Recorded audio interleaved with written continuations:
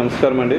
మనకి రీసెంట్గా మదనపల్లి తిరుపతి రోడ్డు మీద ఒక dead body 8th early morning పడి ఉండడం చూసి మనం ఇనిషియల్గా రోడ్ యాక్సిడెంట్ అనుకొని కేసు నమోదు చేయబడడం, కానీ అక్కడున్న బ్లడ్ స్టెయిన్స్ కానీ పూల్ ఆఫ్ బ్లడ్ ఇంజురీ అవన్నీ విచారించిన తర్వాత కాస్త సస్పిషన్ వచ్చి వాళ్ళ ఫ్యామిలీ మెంబర్స్ వాళ్ళని విచారించగా ముందు రోజు నైట్ వాళ్ళ వైఫ్తో గొడవ పడింది అనే విషయం తెలిసింది క్లియర్గా.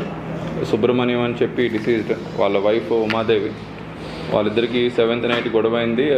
వాళ్ళకి ఆల్మోస్ట్ 2 years నుండి కూడా కాస్త గొడవలు ఉన్నాయి, మనస్పర్ధలు ఉన్నాయి. అండ్ ఆ కారణంగా ఆమె ఏదో ఒక విధంగా అతను ఎలిమినేట్ చేయాలని చెప్పి ఆమె వేరే ఒక పర్సన్తో రిలేషన్లో ఉంది.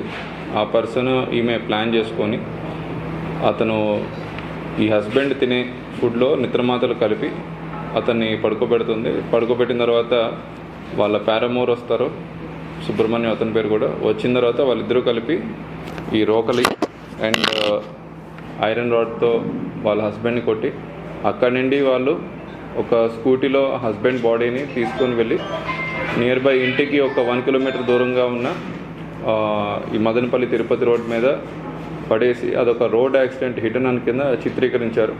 దాన్ని మన పీలేరు పోలీసు వాళ్ళు అండ్ మన రాయచోటి ఎస్డిపిఓ వాళ్ళు కష్టపడి అదంతా ఛేదించి సీసీటీవీ ఫుటేజెస్, క్రైమ్ వెపన్స్ మరియు కన్ఫెషన్ అవన్నీ కూడా ప్రాపర్గా తెప్పించి blood stained clothes and pool of blood ఇవన్నీ కూడా రికవర్ చేసి ఎఫ్ఐఆర్ పర్మిషన్ జరిగింది. ఇందులో ఖచ్చితంగా మనకి కన్విక్షన్ వస్తుందండి. Thank you. ప్రీవియస్గా ఏం కేసెస్ లేవండి. మనకి ముద్దాయి కూడాను వాళ్ళ wife Umadevi 40 years old and వాళ్ళ పారామోర్ ఎవరైతే ఇల్లీగల్ రిలేషన్షిప్లో ఉందో అతను 32 years ఓల్డ్ అన్మ్యారీడ్ పర్సన్. అతను ఈ టోల్ గేట్ దగ్గర ఎంప్లాయీగా పనిచేస్తున్నాడు.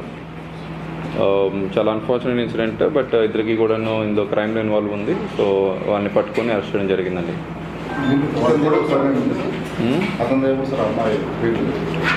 అమ్మాయి ప్రీడ్ నేటివ్ ఇక్కడ పాకాల.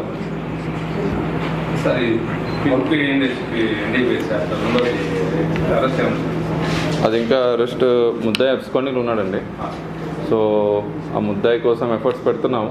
షార్ట్లీ దొరికిన వెంటనే మనం అతన్ని డిటైన్ చేస్తామండి.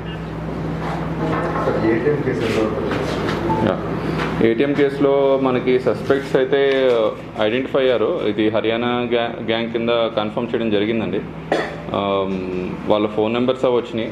సో షార్ట్లీ మన టీం అక్కడికి పోయి వాళ్ళని అప్రిహెండ్ చేయడం కానీ, లేదంటే వాళ్ళు ఇటువైపు ఆన్ ద మూవ్ ఏదైనా ఉంటే వాళ్ళని ఇక్కడ మన టీం అప్రిహెండ్ చేయడం కానీ, రెండు కూడా ప్లాన్స్ ఆలోచిస్తున్నాం. అక్కడ లోకల్ పోలీస్ మనకి కోఆపరేట్ చేస్తే 100% వాళ్ళని అప్రిహెండ్ చేసుకొని తీసుకురావడం జరుగుతుంది. ఇంతకుముందు ఇదివరకు అనంతపూర్ అండ్ సత్యసాయి జిల్లాలో చేసిన సేమ్ గ్యాంగ్ మన దగ్గర కూడా చేయడం జరిగింది. వాళ్ళు ఒక 2-3 గ్యాంగ్స్ ఉన్నారు హర్యానాలో. సేమ్ మెంబర్స్, వాళ్ళలో ఉన్న 3-4 మెంబర్సే ఇందులో ఇన్వాల్వ్ అయ్యారని ఖచ్చితంగా ఇన్ఫర్మేషన్ అండి. అదే అండి, 2 years నుండి కూడాను ఈ హస్బెండ్ ఎవరైతే ఉన్నారో హస్బెండ్కి వైఫ్కి మనస్పర్ధలు ఉన్నాయి. అండ్ హస్బెండ్ కొద్దిగా రోజు ఫిజికల్గా ఆమెను మ్యాన్ హ్యాండిల్ చేసేవారు.